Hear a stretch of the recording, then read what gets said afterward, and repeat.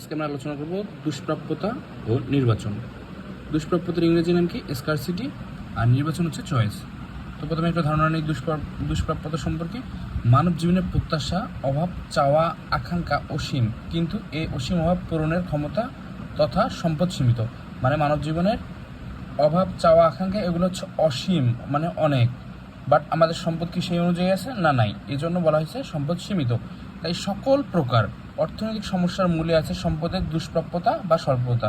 এই যে আমরা যে আমাদের অভাবটা পূরণ করতে পারি না, এটার মূলে কি রয়েছে? দুষ্প্রাপ্যতা। স্কারসিটি বা দুষ্প্রাপ্যতা বলতে বোঝায় মানব জীবনের অসীম সমস্যা বা অভাব পূরণের জন্য সম্পদ সীমিত ও অপ্রচুর, অর্থাৎ দুষ্প্রাপ্য।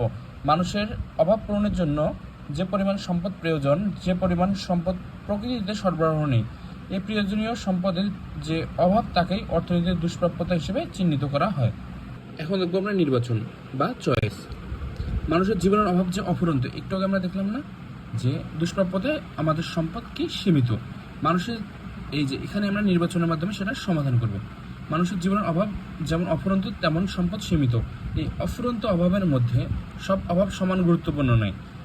তাই অভাব গুরুত্ব এবং সম্পদের বিকল্প বা দক্ষ ব্যবহারের নির্ধারণ করতে হয়। এ কারণে প্রয়োজনীয় নির্বাচনের, মানে আমাদের যে অভাবটা সব থেকে বেশি, ওটা নির্বাচন করাটাই হচ্ছে আমার নির্বাচন।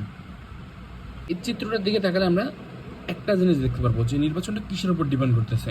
অভাবের গুরুত্ব বা প্রয়োজনীয়তার উপর, আরেকটা হচ্ছে সম্পদের উত্তম বা দক্ষ ব্যবহার। এই দুইটা মিলে হচ্ছে আমাদের কি? নির্বাচন।